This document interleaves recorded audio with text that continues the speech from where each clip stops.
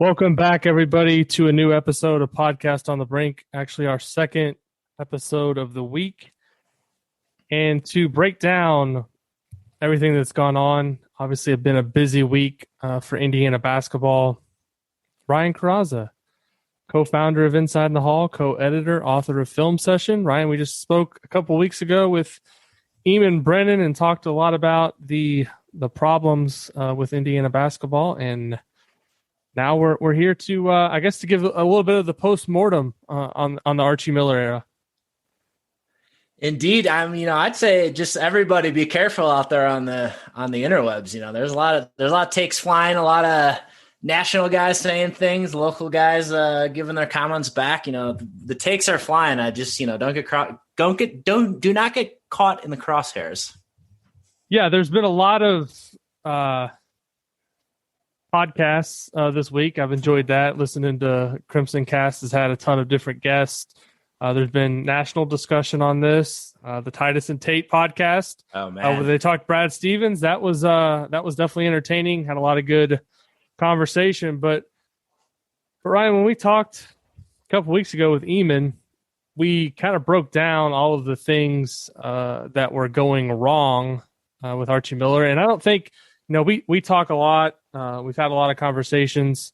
I don't think either of us thought for sure that Archie Miller was going to be gone. So when it happened Monday, it came a little, I think, of a bit of a surprise to both of us. What was your immediate reaction? Was it surprise? And since then, it's been a whirlwind of I guess, chaos in terms of IU fans online trying to get information and trying to figure out what's next.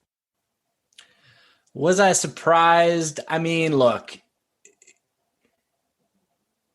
at the end of the day, as many have commented on this already, this is not, any new take per se, but results-driven business.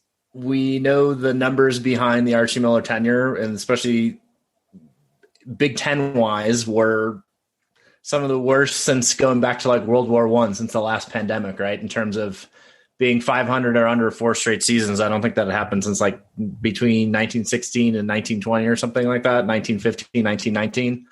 And that said, I had always sort of been operating under, well, maybe give it one more, they'll maybe give it one more year. In these COVID times, the athletic department has not been making as much revenue, and therefore this buyout might be a impediment to actually pulling the trigger. But I think what we've found over the last couple of days here now is that it's almost, in some ways, a booster or two, and that sort of fans into the actual fan base. Almost in some ways was able to drive this more, because it was sort of this combination of the recommendation by Dulce, or as he tells this recommendation to McRobbie about needing a leadership change, but then also not having it impact the pocketbook of the athletic department at all. And kind of those two forces together, I guess, were what ultimately made this quick move. And I think even on like the back half of this as well, is that it seems like the money is not an issue at all in terms of who they're targeting, and in terms of what they're actually able to write this new check for. It seems like all of a sudden what I thought might be an issue with the money is almost like the driver of what they did on the front end and on the back end. And so because of that, I don't know, I guess my assumptions were incorrect, and we are where we are now, which is the athletic department didn't have to pay for the buyout. And I guess I'm still a little, I don't know how the financials will shake out on the actual hiring, but it didn't seem like there are another booster that may help out significantly with that. I don't know. Is that how we should be interpreting this at this point?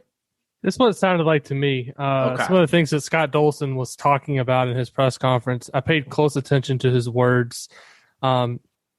Zach asked him, it was the first question, Zach Osterman of the Indy Star asked him first question about the money in terms of what they'd be willing to pay. And he said, it's not an open checkbook, but, which tells me they're willing to pay handsomely to get their guy, whoever that guy may be. And you bring up an interesting point in terms of just, the atmosphere surrounding the program being a contributing factor in kind of how this all went down. And it's pretty amazing to me that it happened in after a season where there were actually no fans at most of the games. That has to tell you that the atmosphere at that final game of the season against Rutgers was, I don't want to say it was a contributing factor, but it was a look ahead for Scott Dolson and for people that are making decisions in the athletic department of what was to come if they were to hold on to Archie Miller for another season. So, it's in some ways it was surprising to me, but in other ways it wasn't surprising because we've watched the product up close and has followed as closely as anybody now since 2007. And I can tell you this past season of watching IU basketball games, in terms of enjoying the product and, having any hope or belief that it was going to get better, it was pretty close to the bottom of the list of the seasons that we've been covering the team, and that dates back quite a ways. I want to ask you about something that Eamon said a couple of weeks ago when we were on our show. He mentioned that a program can turn pretty quickly when you get the right coach. So as we look forward to this next hire, do you see Indiana? I asked Scott Dolson about just Indiana basketball not making a Final Four since 2002, not going to the national championship game since 1987. And there's some people nationally, I think, who have written and said that, Indiana basketball's past its prime. It's not what it once was. Do you believe any of that first? And what's the path back to, how important do you think the coach aspect of this is to getting Indiana back to at least being relevant on a national level? Because there's been some comments from national folks this week just about the fan base being toxic, and I kind of see it a little bit differently. The fan base to me is arguably maybe not the greatest, but one of the greatest assets that Indiana has to sell. Yeah, I mean, in terms of the coach, I honestly think it's everything. Because, as when we had Eamon on a couple of weeks ago, and I posed that question to him at the end of the podcast, I said, well, all these programs that have been the most successful out of the last, 15, 20 years, is there something that Indiana's missing as a program? Like what is the differences between, what Indiana's kind of gone through? And he pulled up that Ken Palm list of, the top programs, and he just started rifling through them, and he's like, Hall of Fame coach, Hall of Fame coach, Hall of Fame coach, Hall of Fame coach. And that was really the end all be all. Now, of course, there are some other factors, but at the end of the day, that seems to be of utmost importance. And I think if you couple that with what Indiana has in terms of tradition, I know, it sounds like, Cook Hall obviously is maybe not the top, but that's still some new facilities, new locker rooms, things of this nature. It's, you use the term sleeping giant a lot when you kind of speak about Indiana. And like, to me, I don't really buy in so much as like, oh, whatever, they're just, I don't know, past their prime's not quite the right way to put it, but it's like the time has come and gone for Indiana. It's like, well, to throw a name out there, if they were to, hire like a Brad Stevens or something like that, right? Potentially. What has changed with Indiana other than the person that's leading the program, right? And this kind of dovetails into, and we had kind of talked about this off the podcast, but I'm certainly no expert in Notre Dame football, but if we kind of compare those programs, right, in the sense of last time I believe Notre Dame won a national championship was under Lou Holtz in like the late 80s.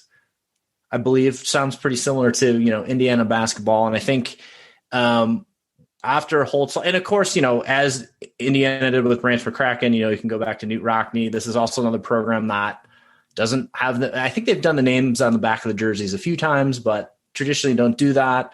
And, you look since Holtz, it's like Bob David was there 5 years. They had a quick hire with a guy named George O'Leary, but then he had some probably like what was on his resume. He misrepresented his academic credentials and didn't even coach a game.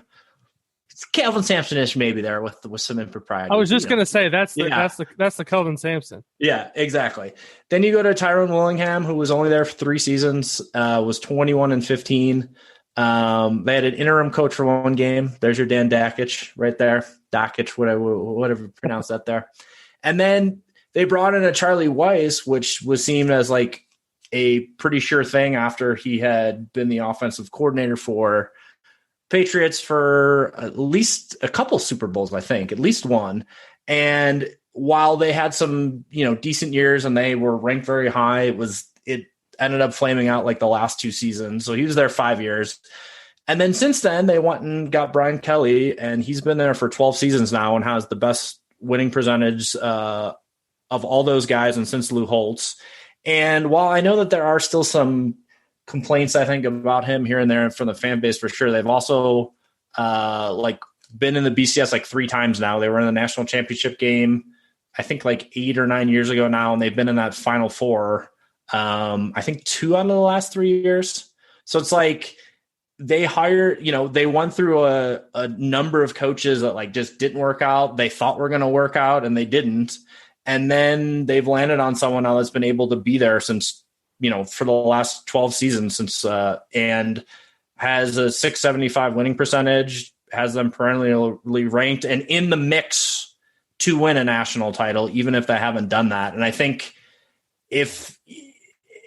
and again, all that really changed in all those years is like they just found someone that was more successful with winning. And so I just kind of look at the Indiana situation as the same thing, where at the end of the day, if they can get a coach that can consistently win and get them in the mix to advance further in the tournament, I think that works for the fan base. I think that works for the administration. And I think that that's just the missing piece, even though, it's taken a few, it's maybe taken longer than people would like. I still just think the right hire completely changes the narrative. Yeah. I mean, they've been to the tournament, I think 10 of the last 20 years. So I think the outlook is completely different if they'd been to the tournament 15 or 16 out of the last 20 years and had a couple deep runs. I'm not even saying they have to have Final Fours consistently. Yeah. I mean, that has to be the goal, but you make a great point. Like, fans are going to be way more excited about a program that's at least has a chance to do something on a consistent basis. The reason Tom Crean flamed out wasn't that he didn't have enough success, so to speak.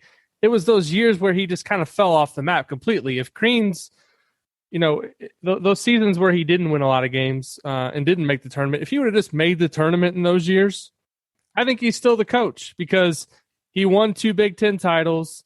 He got Sweet 16s. If he had more chances at the tournament, who knows? Maybe he could have had deep runs, but he wasn't able to do it with any consistency. What we saw with Archie Miller was he couldn't even get Indiana to the point in year 4 after inheriting, he didn't inherit a great situation, but Crean in year 4 inherited a complete dumpster fire, had to rebuild it from the ground up. And by year 4, they're beating Kentucky. They're going to the Sweet 16. By year 4 of Archie Miller, Indiana was 12-15 and no fun to watch. And I think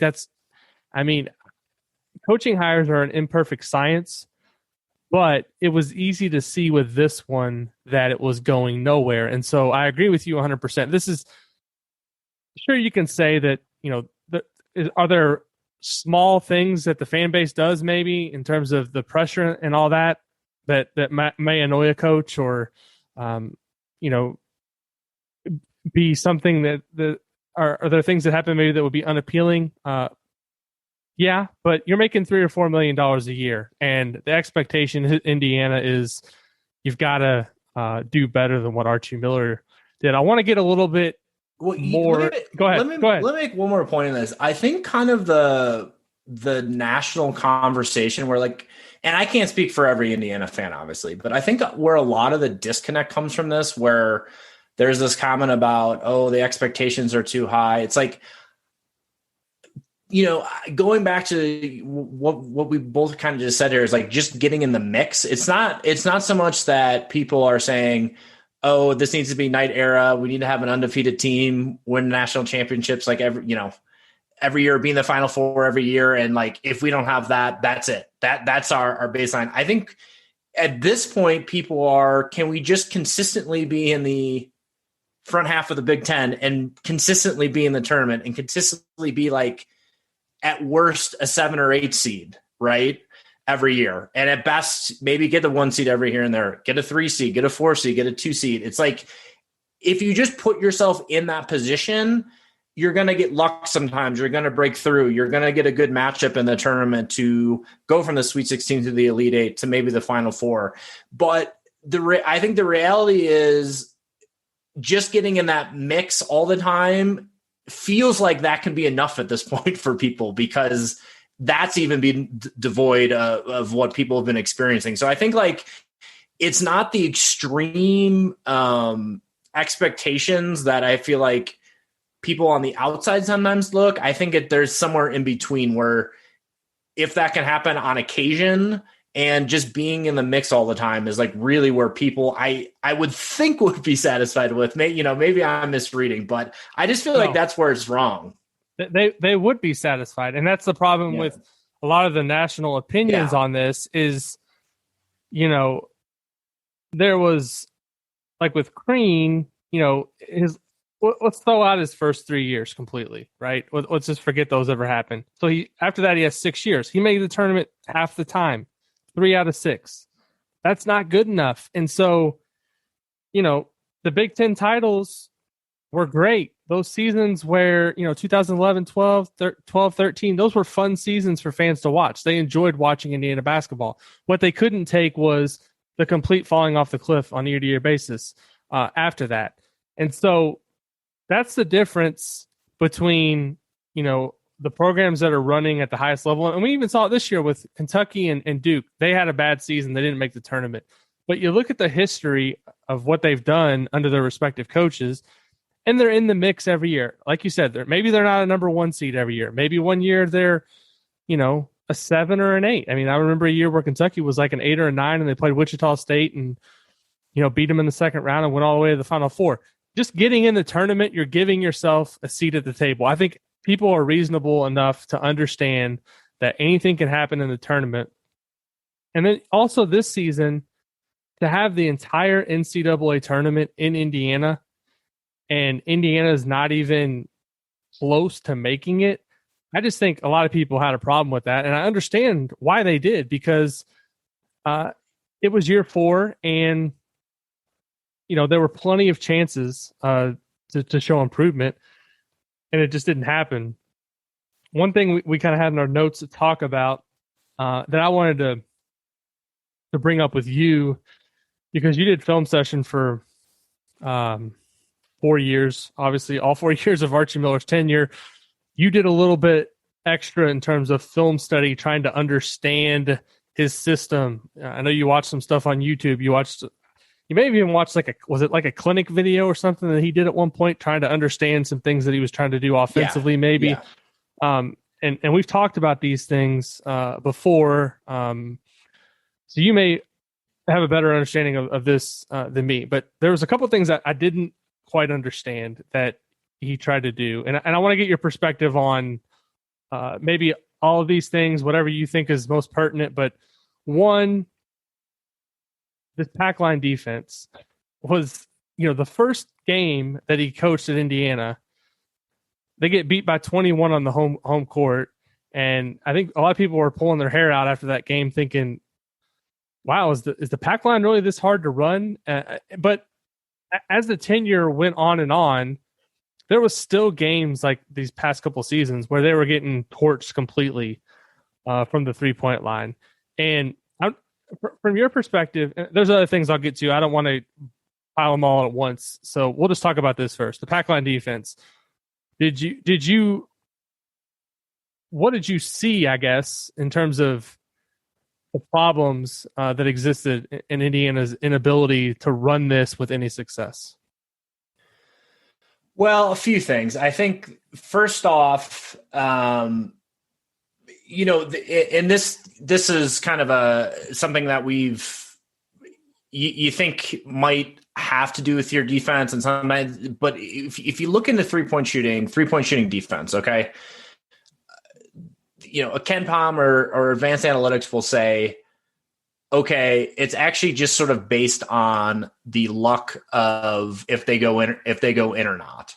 But at the same time, if you look over 4 seasons of the Archie Miller era, they were always at the bottom, near or basically the bottom of the Big Ten, and the percentage that they were allowing the opponent to shoot.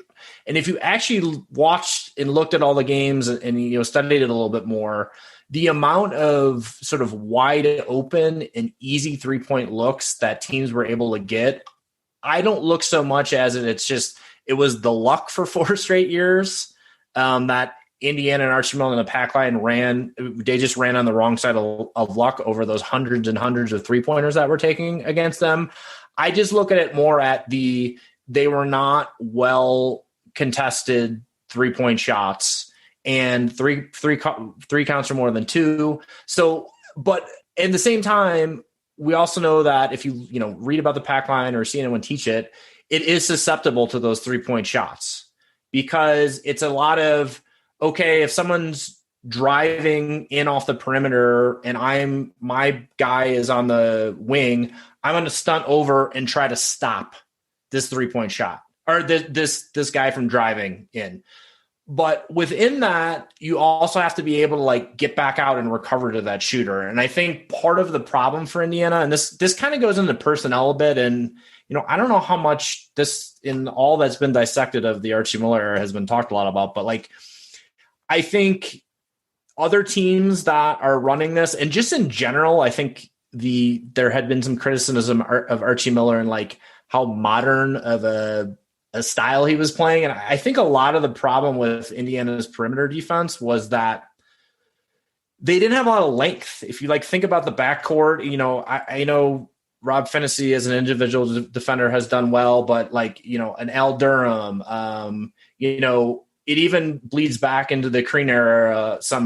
Even this year, Christian Lander, I'm trying to just name some guys off the top of my head. Going back to the Crean era, Jordan Hulls, a Yogi Ferrell, there just hasn't been a lot of size and length on the 1 through 3 positions. And I think if you have more of that, a stunt and recover is going to work better. It's going to make the guy think twice about actually taking the shots.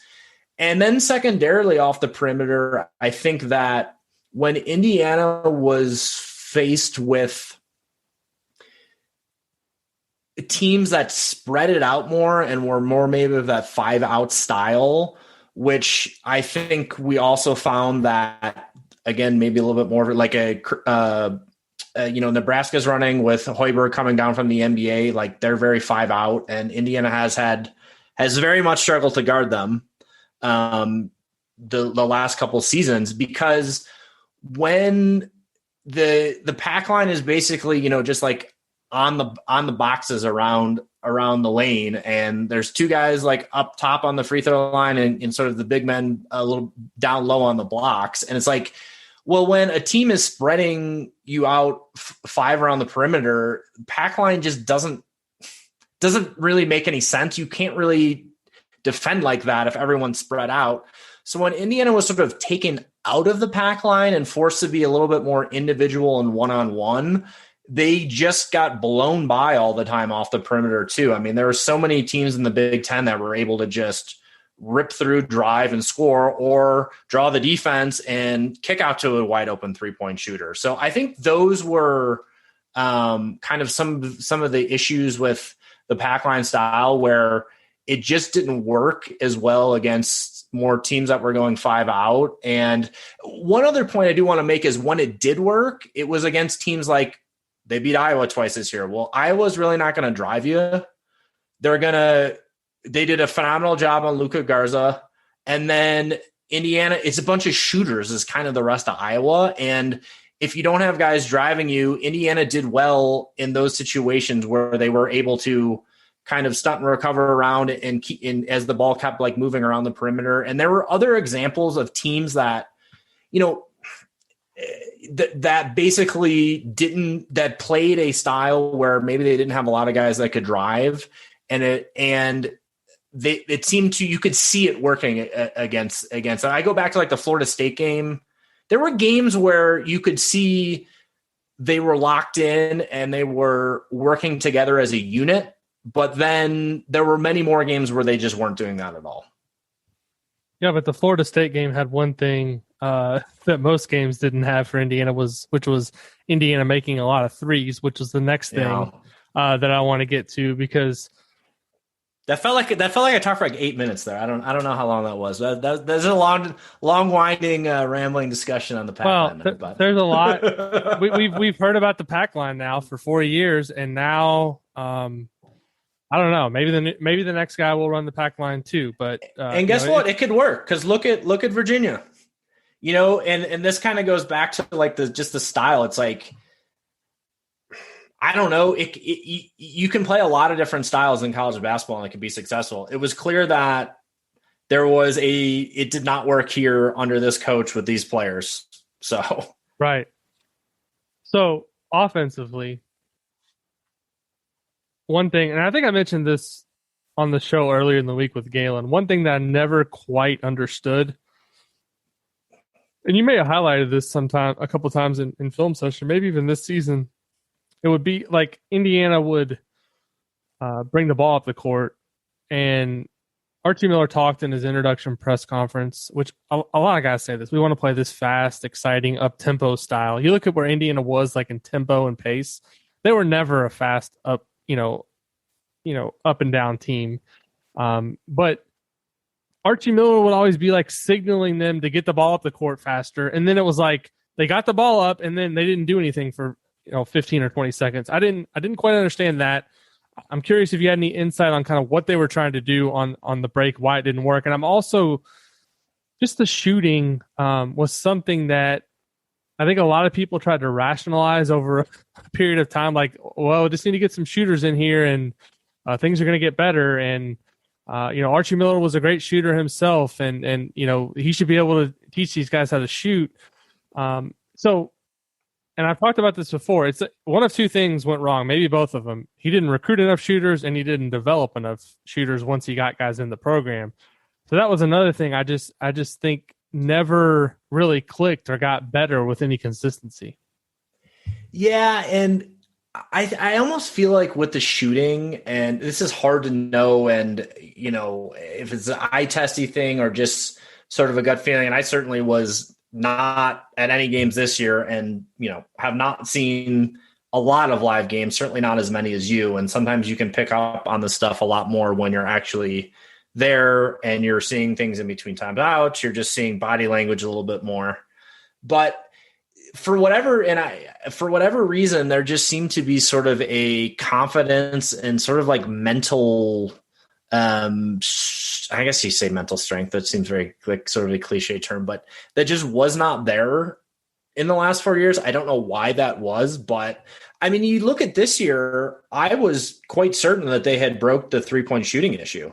We've talked about before, they got into that top 100 and then they absolutely cratered the last several games, and players on their team that were shooting, like an Al Durham, who I don't have all these numbers up in front of me, but was at one time in the high 30s. And I think ended up finishing the year somewhere up there, was like airballing threes. And like, Anthony Leo was hitting just the backboard only. And to me, that speaks to something else. Like it can't just speak to these guys aren't shooters or they're not working on it.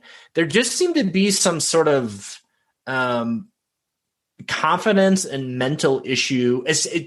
And I really think I saw that more this year. I think some of the talk about they don't have enough shooters was kind of more true in the last couple of years. But this year, if there was only, a couple, there was, I don't know, I'd say that there were 4 to 5 capable 3-point shooters on the team this year. Maybe you say 3 to 4. There were enough, and it just absolutely fell off a cliff the last several games. And it's hard. It's almost inexplicable. Like, it's just hard to point to one thing with it, but it just it seemed to be a mental confidence thing. And I mean, that bled over to the free throw line. And I know, going back to Archie Miller's Dayton days, that his teams were not always great shooting free throws either. At a certain point, if you have enough data, that just seemed like a weird thing to like throw on a coach, though. But at the same time, if you always see the same numbers or poor numbers in one area,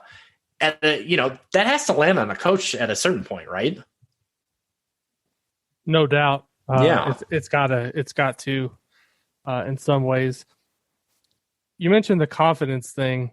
The other thing I noticed was, and I think this is part of it, is that there was a lot of games where guys just didn't look like they were having fun or enjoying themselves. There wasn't a lot of instances where I think fans were watching the game were like, this is fun, a fun system to play in, or fun to watch. And I think that tone is set by the coach. And so that was another thing that I think wore on people over time. And towards the end of the season there, and I've said this a couple times, it's like the games were just kind of a repeat of each other. Like they would, have a 10 or a 15-minute stretch within every game that they would play, well enough to be competitive, and then things would fall apart. And once something started to go wrong, they didn't have an answer. There was nothing to fall back on. And so I think that too reflects on the coach and perhaps a lack of leadership in terms of giving guys, confidence in what they're trying to do on a game-to-game basis in order to win games. Yeah, one more thing I'm thinking on this now too, and it's said more often by, I think, former players and people that are a little bit closer to the game in that respect, in terms of how much your offense can fuel your defense and how much a made shot can really kind of give you the energy to defend on the other end and keep it going. And I think that might have also been part of the issue sometimes with Indiana's defense, where when they spent so much time not making shots on one end, that it's a little deflating, and then they're not bringing in as much energy on the other end. So I think that's something else to bring up with this team, that it's sort of this one thing can influence the other. And in this case, it could also often be a negative influence. No doubt. I want to get into the next coach now, because there's a lot of opinions, there's a lot of takes, there's a lot of lists out there. We've started to do some coaching profiles on the site.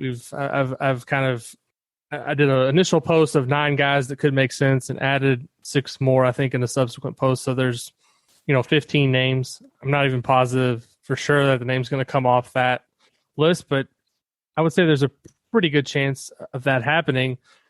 Where are you? I don't know if you want to go through certain guys or what, because these names are all out there now, but in terms of characteristics and what is most important that Indiana look for in this next hire, it seems like to me that earlier you think it's a guy that needs to win consistently, and however he does that in terms of style of play, fans are going to be accepting of that. Is that kind of how you're seeing this? Yeah, and look, I mean, if we're, if we want to speak specifically on anyone, I think whether it has 0 chance, whether it has 20% chance, whether it has a 49.999% chance right now, the reason why Brad Stevens is the most attractive hire for Indiana University is because it marries 2 things together. Someone that has proven in the college game that they can get to a national championship game and has been crazy successful at Butler. And it merges all of that other Indiana stuff, right?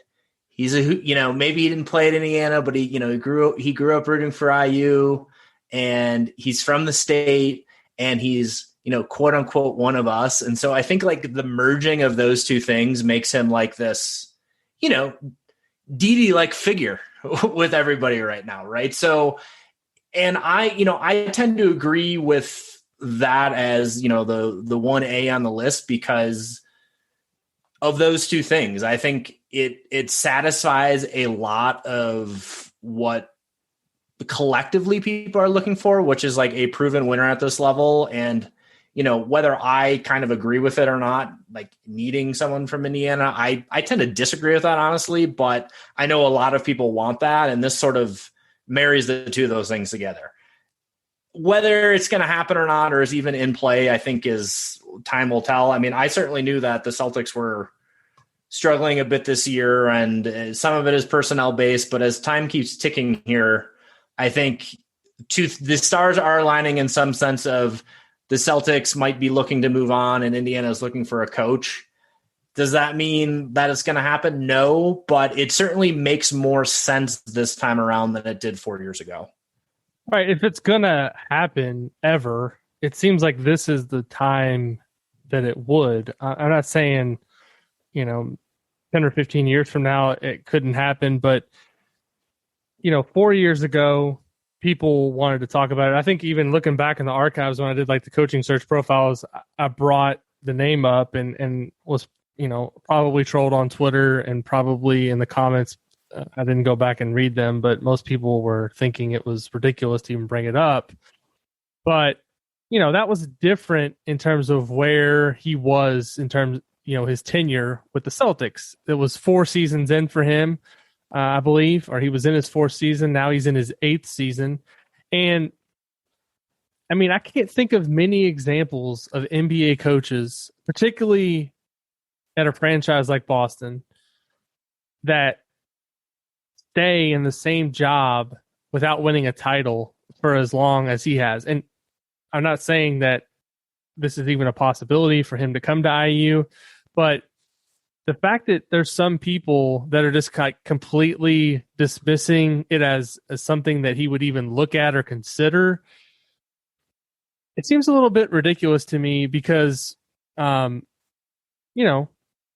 you listened to his soundbite the other night when he talked on that Zoom before the game. He went on like a 2-minute discussion about, how Indiana basketball was so formative for him growing up, why he wanted to be a coach, his dad still being in the state. And again, we're not saying that he's coming to IU. We're not even saying that it's likely he's coming to IU. But the folks out there who are like dismissing this and think it's a joke that it's even being discussed, I think that's like almost, I don't know. That to me is a little bit more ridiculous than the fact that we're even talking about it. Yeah, and I mean, I know you listened to today. That was basically, a lot of what Mark Titus was talking about today on his podcast, where like, look, even if it's not likely, you shouldn't look at this as a situation where why would he even consider this? And, so yeah, I completely and totally agree with that. But, and I do think, as we said here, that the timing on this is, this could be the only time potentially. So, and look, I think is, because I wouldn't say this has cast like some huge shadow, but I do feel like in some ways the discussion around Brad Stevens has like taken over, or kind of cast a shadow on some other candidates that could also be very good. I don't think that they check all the boxes like he would, but, and, I think each one might have, their I guess pluses and minuses, which like brings us to maybe like 2 coaches that have been very successful in the Big Ten that are currently not coaching now, which is John Beilein or like a Thad Matta. And, just to toss it back to you, like, where do you land on them? And do you think that they are in serious consider, they're actually, would entertain it, and how they might fit with the job? Well, record-wise, you look at what both did in their time in the Big Ten, and it's hard to dispute the fact that they know how to win a lot of games in the Big Ten, and they know how to make deep NCAA tournament runs. Thad Matta was excellent at Ohio State for a long period of time. He recruited well. He went to the Final Four. I think he went to the national championship game, I believe, with Greg Oden and Mike Conley, two Indiana kids. Yeah, and they played. Yeah, that was when they played Florida and Joe Noah and Horford. Right, exactly. So he obviously tailed off later in his career at Ohio State, and a lot of it was health related. You could tell later in his time at Ohio State, he didn't get around very well. He would sit in that chair on the sideline that was like raised because I think it was either his back or his foot. He had issues obviously with his health, and I think it impacted him in terms of his energy and wanting to go out and recruit and it's a demanding job being a coach at that level. And they chose to move on from him. But you look at his record, it's pretty darn good. He's only 53 years old. That's another thing a lot of people forget. So if he would have any interest in getting back into coaching, I would think from his perspective, if he's looking to get back in, Indiana would be a job that you would at least have to look at if they were interested in you. I have no idea if he's even an option. I think he's been kind of discussed for other jobs over the last couple of years and hasn't jumped back into anything. But definitely a name to keep in mind. On Beeline,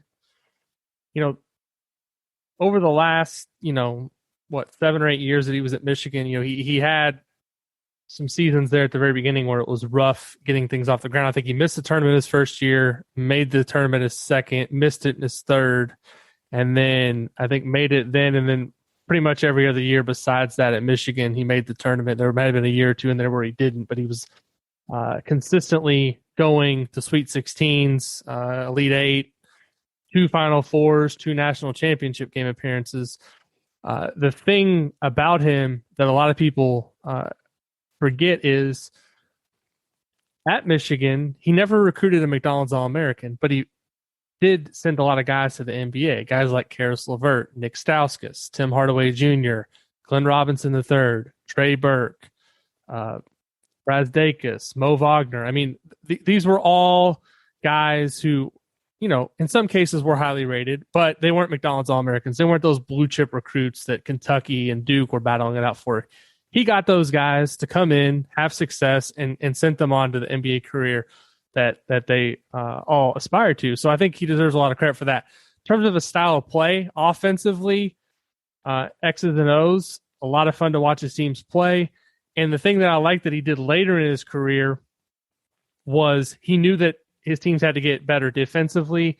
And so he brought some people in to help specifically address that. The question I have with him, obviously his age is something that people are going to talk about a lot. He's 68 years old. Does he have, I guess, the quote-unquote fire in his belly to kind of still go out there and compete and win games at the highest level? And then also the ending of things and how it ended in Cleveland, is that going to have any impact on how he's perceived on the recruiting trail? I don't know. I can't answer that question. It's that would be something obviously that he would be asked about or he would have to address, I assume. But he also owned the moment, I believe, and ultimately, he resigned in Cleveland. He's been working at the Big Ten Network ever since, at least this season. I enjoyed listening to him on games, but just in terms of an X's and O's coach, I mean, he's one of the best out there. So I think he's a guy that at least, you take a look at if he's interested in doing it. There are a lot worse options, I will say, on the board than John Beilein. Yeah, I agree. I think, the age is certainly something that I think has been discussed a lot with him. And then, there's been some comments like, well, he'd come in and then you'll hire an assistant to be his successor. And I'm not sure. I mean, I suppose that could work, but I would also just posit that why can't, if we look at, sort of the last 20 years of Indiana basketball, would fans take 7 to 10 years of a very successful John Beeline tenure, and then maybe have to turn it over again after that.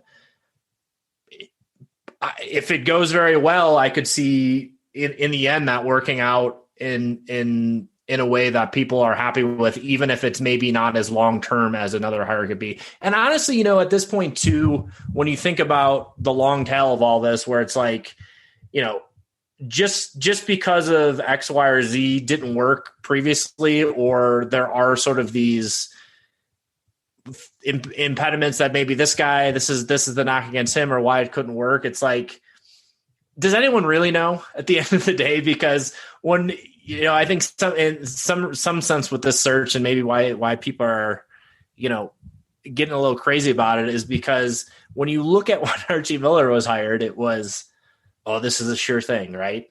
And so we getting the mid-major sure thing and it not working out sort of like throws you into like a mental tailspin, or like there's no way we could, hire another, mid-major coach because of that. Well, I guess that's, it's sort of like this recency bias thing with that. But I just find it interesting that it kind of goes back to what I said at the beginning of this podcast in terms of the coach. It's like, if it actually works out, then it doesn't really matter on a lot of other factors, like heading into the hiring, if that makes sense.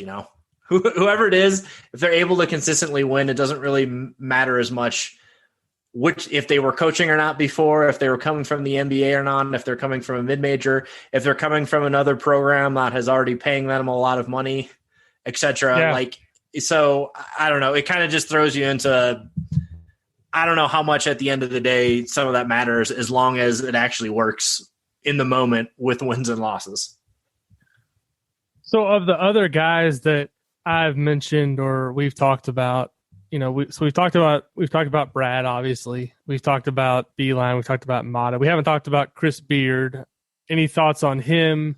And is there anybody else kind of on the list that you look at and say that could work? Because, the way I'm kind of looking at this is when Scott Dolson took the action to get rid of Archie Miller and secure a commitment of over $10 million, and then another donor said that they would help with transition costs, I believe, associated to hiring the next guy. I didn't look at that as a move that was going to be done in order to land somebody that was going to be an experiment of some kind. I looked at it as they're serious and they want to get somebody they know is going to work. Now, you can argue that last time when they went through the process, they hired maybe the best available coach in 2017. Archie Miller was widely regarded as a home run hire. All of the national folks liked it. He had done really good things at Dayton. But there's coaching hires are an imperfect science. A lot of things can go right, and obviously things can go wrong if you have some bad luck. And I think in many ways, Archie, he didn't do some things right, but he also had some bad luck. So I'm just curious, kind of, out of the other candidates or names being mentioned, do you think there's anybody that fits the bill in terms of, let's say obviously that Stevens is a pipe dream and that's out the window.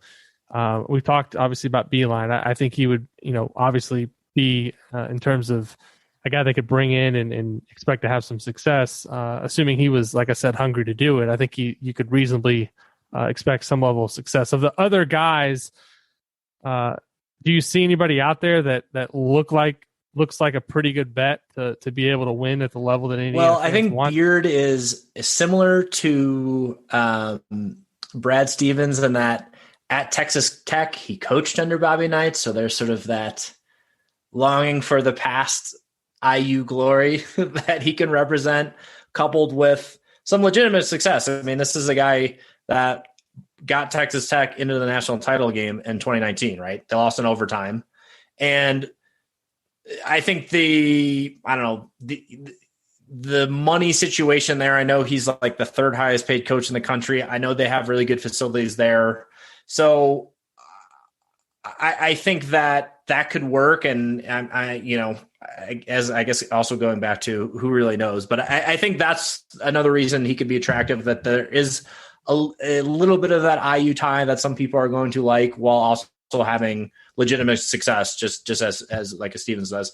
Other than that, there's sort of that list of other Indiana folks that I feel like, I told you that this week, where a couple times ago, I think really like more so the Crean hire, where it's obviously there's Steve Alford, which was never going to happen, I think, at like any time. And that name still comes up, but I think his camp or somebody got out ahead of that and was like, he's not interested, which it's a name that always comes up, but I don't particularly think that would be a good direction for the program to go in. I do think like the Randy Whitmans and the, like Woodsons of the world, where during like the Crean hire years, those were like the sexy, or Keith Smart, those are sort of the sexy, former IU, players, right? Where I think this time around, those guys are sort of yesterday's news in terms of this. And now it's like the younger crop, where it's your Michael Lewis, it's your Dane Fife, it's your Calbert Cheneys, right? And I don't think either three of those would be the home run hire, or the, dropping the money bags off at their home to, really not have the quite blank check, but still have a lot of money to pursue these people. I don't see any of those as the home run hire. That said, you could look at a Juwan Howard. I know it's early in his tenure there, but he's sort of the Indiana version of Calbert Cheney, could potentially work. But I don't know. I just sort of see those as, I don't know if like second tier is the right way to put it, but not quite the home run hire that maybe fans are pining for, and that I think Scott Dolson and the administration certainly seems to be kind of keying in on at this point. Yeah, I agree. I wouldn't be opposed to having somebody on the staff with Indiana ties, but I've never subscribed to the idea that it has to be an Indiana guy. Bob Knight wasn't an Indiana guy before he came to Indiana, right? He was, not from the state of Indiana. And then once he wanted Indiana and had all the success, then he was an Indiana guy. So examples like that everywhere. It only makes sense to hire an Indiana guy if it's the best candidate and they give you the best chance to win. And, obviously former players are going to want somebody that they like and that they know and that they respect. And that makes sense, right? They're going to argue to have somebody that has been a player in the program or has ties to the program, because that's what they're most comfortable with. I get that. But I also think that you've got to go with the guy who you think gives you the best chance to win. And I think you'd have to get far down the list to make an argument for one of those guys. Two other guys I wanted to bring up. I don't know if you have any thoughts on either one of these guys. Scott Drew, Baylor, seems unlikely to me. There's some things kind of in his past. I'm not sure. Some people remember, the Hunter Perea recruitment, whereas one of his assistant coaches made some comment about deporting Hunter Perea if he didn't come to Baylor. I don't think that sat well with a lot of AAU coaches in the state of Indiana. There was also a CBS Sports article in, I think, 2012 or 13, where they polled other coaches around the country and asked, like, in terms of who was the dirtiest coach. And I think he was like second on the list. And I just wonder with Indiana, in terms of wanting a guy that, I'm not saying that Scott Drew has ever cheated or anything like that, but the perception might be there from some folks. And I don't know if there's a huge appetite on Indiana's side of things to have somebody like that. Could be wrong. He's done a great job at Baylor. He's won a lot of games. I think he's a likable guy that's engaging, that obviously does well in terms of selling his program. The other guy, Eric Musselman at Arkansas, is in his second season. He's won everywhere, really. He's been in college, got Nevada rolling, got them, I think, in the tournament, had a decent run there. Now he's got Arkansas in the tournament. Either one of those guys excite you at all, or are they further down the list for you? Well, I tend to agree on some of the, I don't know, I guess you call it baggage bit with Scott Drew. That said, he's got a couple Elite Eights to his name, couple Sweet 16s, and I think so much this year with him is that they're a one seed, right?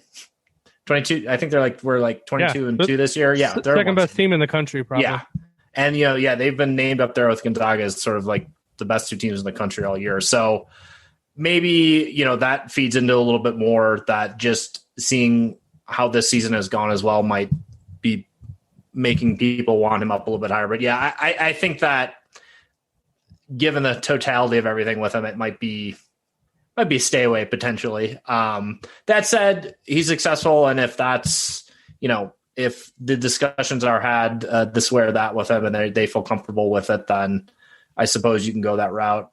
Must bus. I mean, look, this guy got Justin Smith into the tournament, so I think he's. I don't know. It's another one that's intriguing, but ultimately. And again, I don't, not that I have like some great insider knowledge. It just seems like a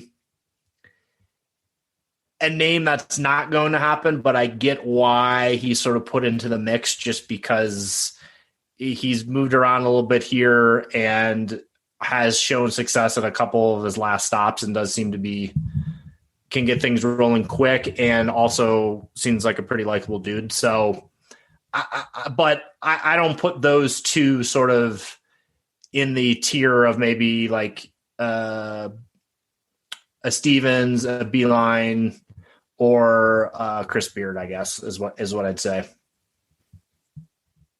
So before we wrap up, Ryan, I wanted to ask you just in general, it's obviously been a huge, busy week for those of us producing IU content online. Do you think this is kind of like all this interest? This is kind of a validation that Indiana actually is a pretty big deal. Like, to all those people who are out there saying like, Indiana's a program that was great in the 80s and the 90s. It's not relevant anymore. I think kind of the attention that Indiana fans are giving this kind of proves the point that this job still does mean a lot. It's still a job that there's going to be a lot of eyeballs on you. There's going to be a lot of pressure, but there's not many fan bases in the country that care more than Indiana fans. Yeah, and if you look at everything is there but the wins, is just kind of how I look at it, that it's like this disconnect, and it kind of goes back to that Notre Dame analogy I was making before, where there are expectations because of the history. And I feel like as soon as you can merge, bring different leadership in here that can actually have that sustained, get you in the mix success, that can change everything. And I think it's just kind of all there. And so, and yeah, to your point about, I mean, honestly, the Indiana fan base is 100% of the reason that we're able to do this site, right? And if you look at year over year, like, I know Ken Palm always puts out like his subscriptions in terms of like, you can put your favorite team along with your subscription. Like, Indiana is always in the top couple there. I feel like social engagements, people look at things, in terms of, just like online engagement with the brand is like super high. And so yeah, it's certainly, it's all there except for the most important thing, which is the bottom line wins and advancing and being a sustained, successful program. And I don't think that's as far away as some people make it seem, even though maybe the success, it has not come in the present as much as, people would like, and the fan base would like that.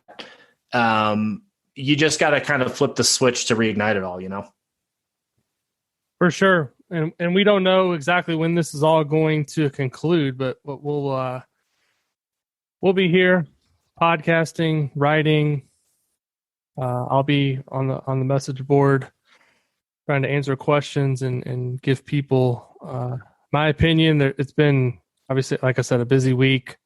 A lot of, in many ways, it's re-energizing for those of us who cover the program. I know I've talked to other people on the beat that feel the same way. I just know from talking to Galen, Crimson Cast, earlier in the week, he feels the same way. I know that kind of when he was thinking about the offseason, if Archie was retained, I don't think he had a ton of appetite to do a lot of podcasts. And I was kind of thinking the same thing with this show. You know, it's been a weekly thing throughout the season. And I was really wondering what the offseason was going to be. And Monday obviously changed a lot of things. Like I said, people are excited. They're curious to know what's going to happen with this search. And as I said, we'll be here following it. And this is the second podcast of the week. I think we're going to have one more maybe on Friday or Saturday. This will probably go up late Thursday or early Friday morning. So Ryan, thanks for coming on. We'll talk to you again soon, maybe of course, potentially after the hire happens. And keep reading us at Inside the Hall. Obviously, subscribe to Podcast on the Brink on Apple Podcasts, Spotify, wherever you get your podcast. And we'll be back soon with another episode of Podcast on the Brink. Thanks everybody for listening.